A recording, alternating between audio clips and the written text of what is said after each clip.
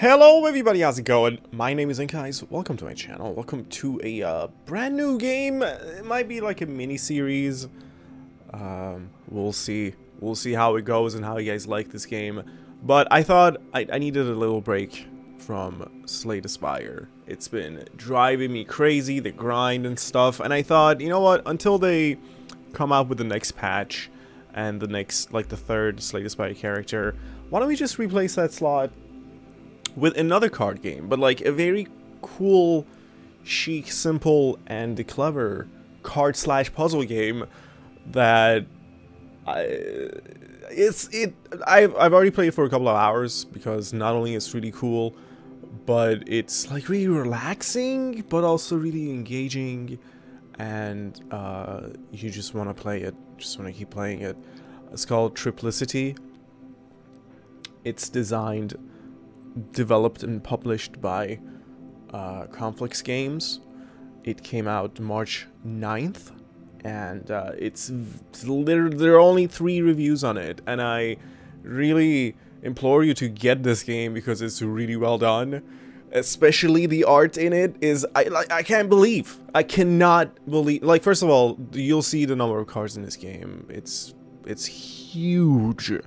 The game has like 6 sets of cards, and god, the art, like, for every single card is chef's kiss. Obviously indie card game, puzzle game. Triplicity is fast-paced and dynamic collectible card game in a stylish world of puzzles. I'll have all the description or info and link to the Steam page in the description of the video. So let's jump into it.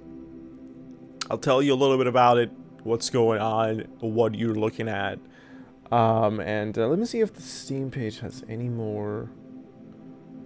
Yeah, it's like a little paragraph. Let me read it to you. It's gonna take like 30 seconds. Traverse a stylized world, solve puzzles, and defeat the guardians of Triplicity Island in a fast-paced collectible card game. You are given a starting deck of cards and work your way through various challenges. Challenges consist of a combination of evolving block puzzles and NPC encounters. New cards are rewarded for completing matches, win or loss. If you win, you get 3 cards. If you lose, you get like 1 card. Build new decks, defeat the guardians, solve puzzles, and become a Triplicity champion. There are 180 different cards, each of which can have a bonus abilities amounting to 1,000 plus unique cards, 9 worlds plus, and 80 plus puzzles. And I'll show you what's going on. Full deck editor for creating custom decks. No buying card packs. You just get cards by simply playing the game.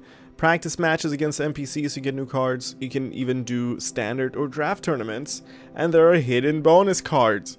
So here's the Triplicity Island, right? You come here, there are many points of interest and contact. You start here. You can click on this guy. Well, I think that is you. This first place is, yes, this is the lobby for the tournament. I don't need to play practice match. But yeah, you can talk to the guy behind the counter, as you can see. And you can have like a standard tournament or a draft tournament, and I'm not gonna get into this right now because this is like a whole another aspect of the game. But here's Triplicity. The music is very soothing. The design, simple, elegant. We started here. All of these doors, they're gated, they're blocked. The doors have to go up, so you can gain access to these 9 different worlds that each include puzzles. I've already done the first world. This included solving... I wonder if I can redo this. First of all, each world has its color, so this is like the green world, meaning you mainly play against green decks and opponents, and then your final boss has... a green deck that kicked my ass for about 2 hours until I was able to beat it. But let me see if there is a... Yeah, you can actually... Oh, you can revisit them, but can you replay them? No. Alright, so... Let me go to the next one. So, there are 3 puzzles you solve to unlock your opponent. And these puzzles involved moving these blocks around and putting them where the game wanted you to put them. Like, the blocks would be like in various locations. Like, the red one would be here, the green one would be here, and then you were supposed to put the green one here and the red one there. But it's not as easy as you think, because you have like a limited space to work in. For example, you had this podium and this little area over here to move these blocks around, and had to, you know, do the whole replacement algorithm until you could get the blue over here, the red over here, the green over here. And then once you activated each fountain, the other fountain would activate and you would have your boss fight. And then the third and final part of it, which got really complicated toward the end, where you had like 4 blocks, and then you had your final boss fight of the area. It was really cool to do these blocks. It was like the perfect amount of challenge. It was, I would say, average on the easier side, because things do get more interesting and more difficult. But we're gonna go back and I'm gonna show you the second world. But you can access this menu from anywhere in the game. As you can see, I open that from here. I can go into the second world of puzzles, which is the red world, and you have like the red aggressive decks that you have to fight against. I've already done like the first third of the puzzles, and before I get into like what you need to do in this world, I'm gonna show you. Oh, you can reset. But do you reset this, or do you reset the world? I don't know. Let's not press it yet. Again, you can access here from anywhere. You can go into your card library, and you can have different decks. You have the starting deck. I don't know how you delete decks. There's no button for delete, but you can make new decks. I made an ink deck.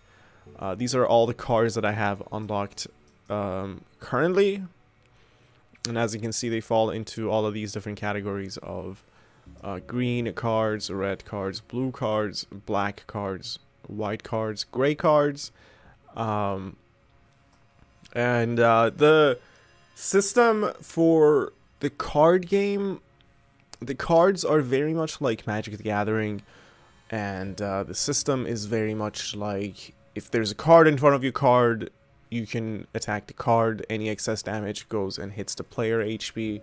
If the slot in front of the card is empty, then all the damage goes to the player. They're units with different abilities. For example, they're flying units. Flying means that this card can attack any of the tiles. It doesn't have to attack the tile directly in front of it. It can attack any. You can use an opportunity to attack any empty tile and deal the damage. But as you can see, for example, this is a 2/1 creature named Stratojelly, and he's kidnapping a princess, I believe, into the stratosphere. I don't know what's going on. But the central diamond here is a rarity for the card, so this is like a very common card. Flying, the ability, 2/1 power and toughness. It deals 2 damage. It can withstand 1 damage before it's dead. There is summoning sickness, meaning when you put a card down, you can't attack with it immediately. You have to wait a turn until you can attack with it. And then on the side, you see the cost of it. Every game, you only draw 3 cards, or up to a maximum of 3 cards into your hand. You only have 3 energy, and that's why all card costs are denoted here of how many diamonds out of 3.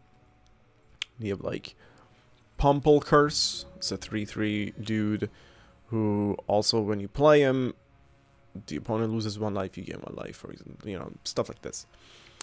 But like I said, there's elegance in the simplicity. You'll see there are many strategies, and it's a challenge to do these islands, these worlds, because the opponent decks are highly specialized, but your deck is just like you know, you have to unlock cards from all over the place if you do want to specialize, and if you do want to find like synergies, and then eventually maybe have like a mono color deck.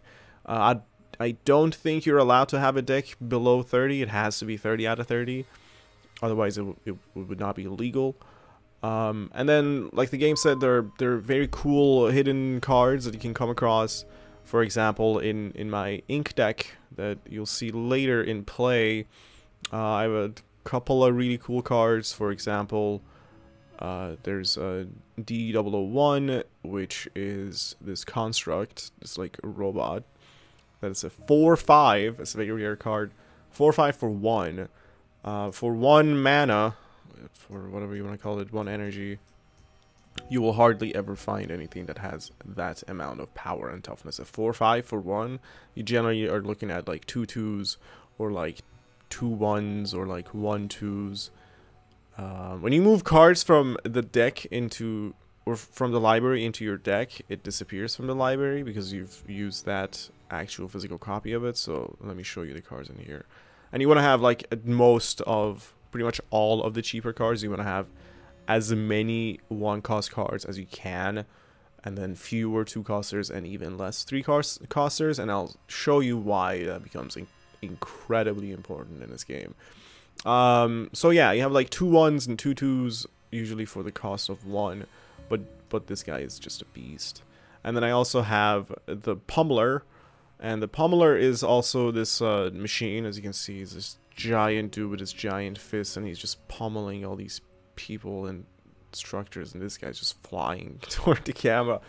But he's really cool. He's a 1/2 for 1, and he has quick attack. So as soon as you play him, you can attack with him, and he has a shield, meaning the first time he's dealt damage to, all that damage is prevented. That includes, if you want to put it in Magic the Gathering terminology, that includes trample damage, meaning if like a card that has like 7 damage attacks this guy the first time, none of that damage will go through, which is very important to keep in mind. Anyway, so this is my deck here.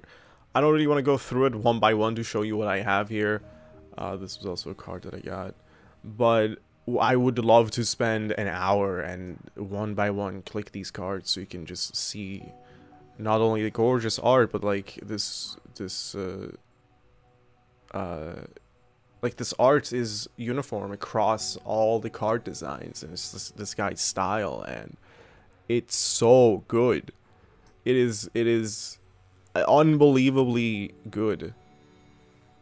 Just the colors, the detail, the action, the motion in the cards. I mean, it's so well done, so well done.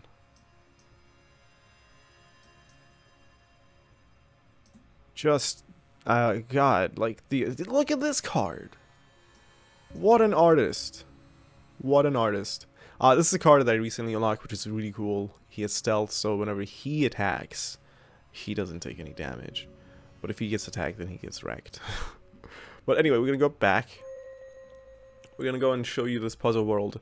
Now, the last puzzle world involved the blocks that he had to put into specific slots. Here, you control one block, and the movement of this block influences the movement of the other block on the other side of the same color. But I don't know what these striped blocks are. But as you can see, we're offset here by 1. Meaning, what we want to do is we want to press this block against that wall so that we get rid of that offset. Oh, he goes the opposite way. Oh, so we actually did it accidentally because we're that galaxy brain, man. So that was the first one out of 3 out of the set. So now we know, based on what we just saw, that solid will follow what you do, striped will do the opposite. And it wants me to put the red block into that slot and the green into that spot. So for the red,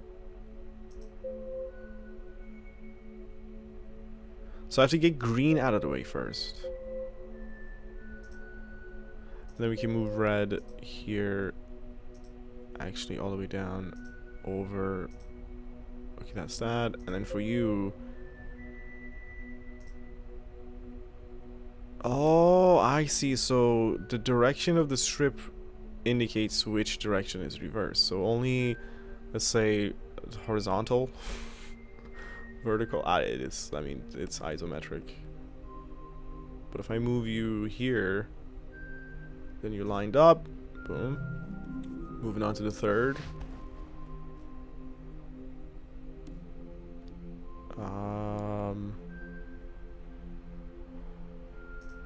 So the green one will obey me if I go in this direction. So what I need to do is I need to move... What? Hold on. Okay, now press against the wall here. No, no, no. The other way. This way. And then move over. And then we can put it in here. For the red one...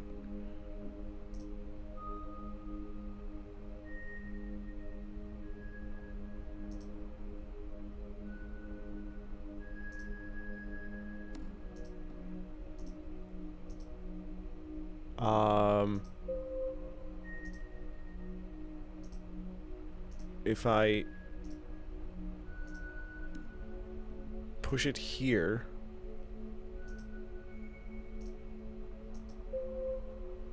no wait,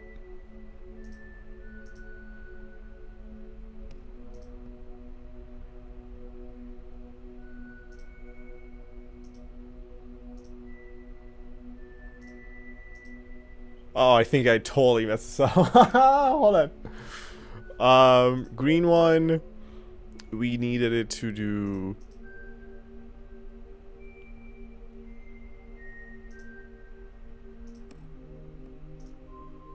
Okay, that's easy. Alright. For this one...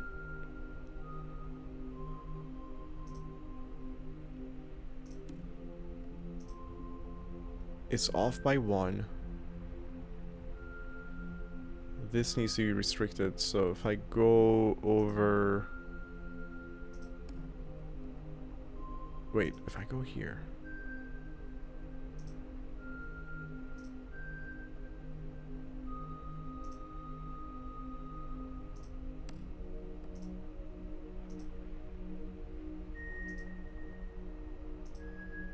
No. No, no, no. No, no, no. Wait.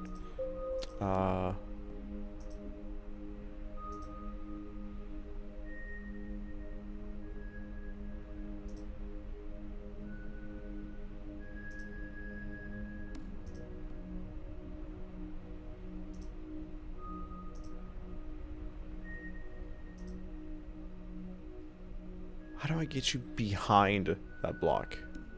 Oh wait, did that do it? No! Okay, so now I need to make you lose 1 space that way. So now it should be done. Oh, see, it gets complicated. And this is not like, you know, this was like the second set of puzzle sets. Okay, now we have to face the opponent after solving the puzzles. It has like a very Jotun formula. You have to do like the puzzles and then you get like the boss fight. Do I accept this challenge? Hell yeah, of course I accept this challenge. Bring it on. So, it asks you, would you like to keep this opening hand? And I am a big fan of this card. I think this is a great opening hand. It's very powerful. Like, he's gonna freak out. He's gonna have to have a huge answer for it. But we're only gonna be very successful with this power hand if we go first. And the way that we go, the way that the initiative is selected or decided is kind of like a flip coin. It's a, you'll see it. It just does that. We go first. That's amazing. So, like I said, you're only allowed to have 3 cards in your hand, and every turn you draw up to 3 cards. Depending on how many cards you played, it'll just fill up your hand. Meaning the cards that you don't play stay in your hand. And that's very important to keep in mind because you every turn, like I said, 3 cards and only 3 energy. So if you misplay your cards and then you end up with expensive cards in your hand, or if you make a bad deck where most of your cards are expensive, you'll be sitting there. You'll be a sitting duck with all 3 cards being 2-costers or 3-costers, and you won't be able to play more than 1 card at a time while your opponent just floods the board and destroys you, keeps destroying your health, destroys your creatures, and you're never able to catch up. So you want to make sure you have cannon fodder, you want to make sure you have good rush creatures, unless they're extraordinary, and I'll show you cards that are extraordinary in the sense that, yes, they cost 3 to play, but one of them, for example, shoots a fireball for 1 damage at every other tile in front of it. Like, just obliterates everything there. Here it shows you the number of cards in the deck. I'm a huge fan of the UI. It's just very simple, and there's nothing wrong with that. It could have been a little wider. This bar could have been a little wider. There could have been a little more space between the cards, but I kind of like the way that it's compact. And these cards are like set side by side. It's like a poker table almost. Health, your health, enemy health. You see how much energy they spend, how many cards they have, how much health they have, blah, blah, blah. We get to go first. I will not play this guy because I'm going to save him for when he has creatures and I don't. And when I play this guy, his creatures are going to get weaker. That's fantastic. Otherwise, I'm going to play an Iron Grinder and my D001, which is, well, both of these guys are going to be a nightmare for him. But the advantage that this guy has is that my deck currently is, like, as you saw, fragments. Just portions of it are red and green and blue and everything. But this guy is going to play a mono red deck with maybe a splash in it. But most likely it's just going to be mono red.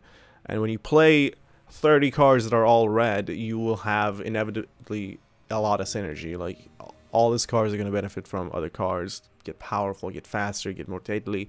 So it's a huge uphill challenge and battle to try to beat, like, out clever a deck that actually has a lot of synergy. But the AI is also kind of fair, and sometimes on the dumber side until you get to, like, the final boss of the area and whatnot.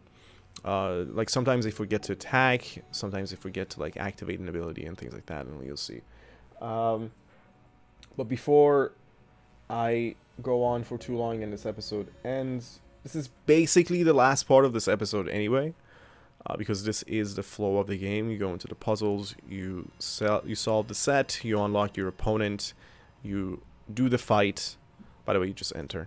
You do the fight, you win or lose, get your rewards, rework your deck, and rinse and repeat. Get to the final boss of the area, defeat him, get cooler rewards, and go on to the next world, which will have completely different set of puzzles with that unifying theme for that area, like you saw. So he played one dude, which is huge, and I'm gonna have trouble killing it, but and this means, like, all red cards, not like my red cards, so I should be very careful about not doing that. One of the cool cards that I have here called Ravagers. They come in, they take the opponent's life, and they can quickly attack. If all my cards were in gray, he would have been my solution. Unfortunately, this guy's actually, like, anti-synergistic right now. But one way that I can defeat this guy without losing my own dude immediately is by playing Gear Hive. So by playing him, this guy gets weaker. So if I attack him, my dude's not gonna immediately die. But the problem is that if he does attack me back, then 2 of his damage is gonna go through. But considering how much damage I'm putting on him, I hardly care. What the heck, dude? Wow. So I would recommend to this guy to take a chill pill. So what I'm going to do, I'm going to attack with Gear Hive. Now the space is open. And what I can do is I can put a Granahorn right in that spot. And this dude, he's going to be able to at least destroy this guy if he does decide to attack me, which would be foolish. And then, I mean, technically what I could have done is I could have played Ravagers, attacked him, and then played this guy. But it's okay. I can still play Ravagers, and I can still drain him, and I can still attack him, and still attack him. And we're just dominating this guy. And trust me, we are being lucky. We're having a good game right now. Otherwise, we'll be getting crushed. Alright, so you have a 7-3 on the board. This guy is just playing his expensive cards right now.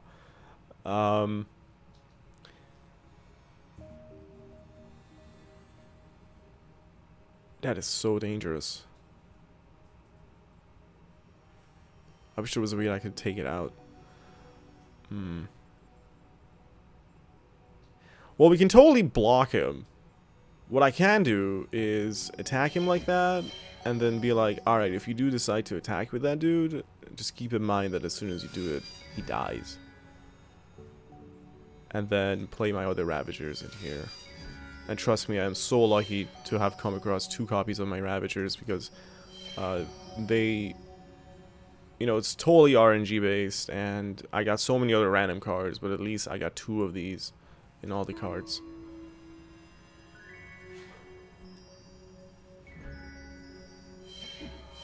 He does do it because he's so far behind damage-wise. See, this is what I was talking about. He played a dude that has quick attack, but he didn't attack me. Why? Maybe some sort of AI algorithm. But here's a little cool move that I can pull off. If he attacks me here, 2 damage will go through and this guy will actually stay alive. What I can do is I can sacrifice my Ravagers. He's a 4-2, right? Then I can just put a Foxpaw right in front of him. And Foxpaw is shielded. Meaning, no matter how much damage he does, the first time is going to get shielded. And as you can see, there's also this unifying theme of diamonds everywhere, right? And I really like this. And none of that extra damage goes through either. Just entirely blocked for 1 attack. And then, when it comes to this guy, I just play Magmite, which has Fireball 2, which means it deals 2 damage when it comes into play. I could have done it on that guy, but he's already blocked, you know. I don't need to worry about him. One of his strongest is blocked by one of my weakest shielded. And then this guy, when he dies, I can replace him with an even stronger dude. And these are the points of, like, clever strategies that you can kind of develop and work on. So he actually lost that guy and I kept my dude. But then he played a guy that has Fireball on him. Which I can take out without receiving or without losing my dude. And then attack him. And then attack him. I think he's in a very tight spot, man. I don't think he can rebound from this. Yeah, because he can only play another 1 energy card that he does. So he does block... Did he block lethal? Aw, poor guy. He couldn't block lethal. Aw. Alright, well, attack. And attack.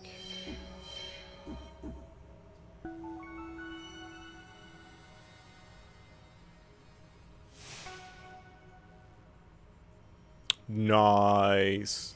Dude, give me all of these. Give me more of them. iPods. Ew.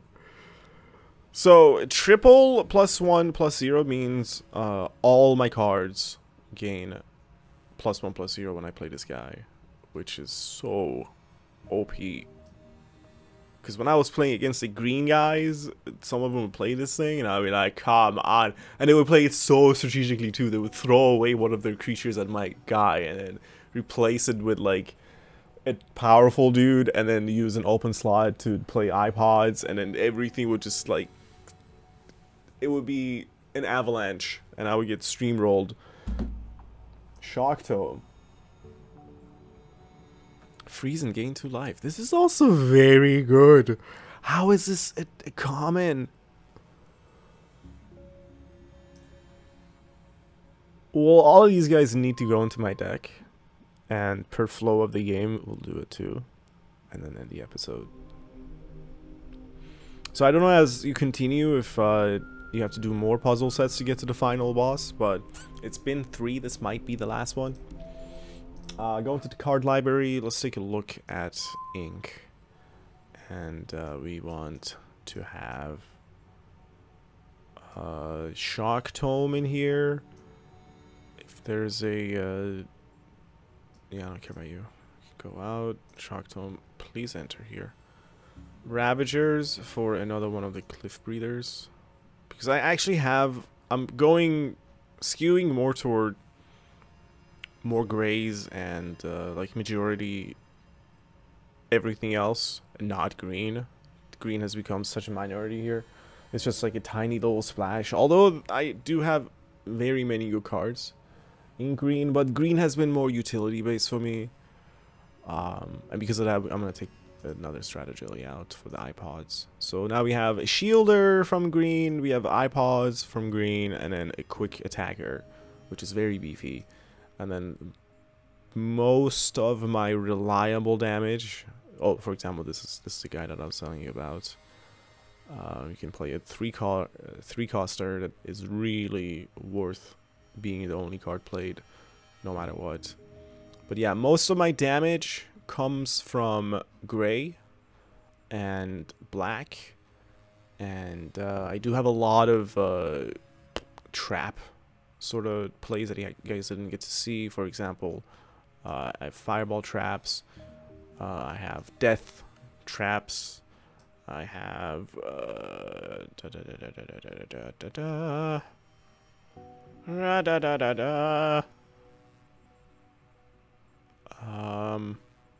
thought that was another kind of trap.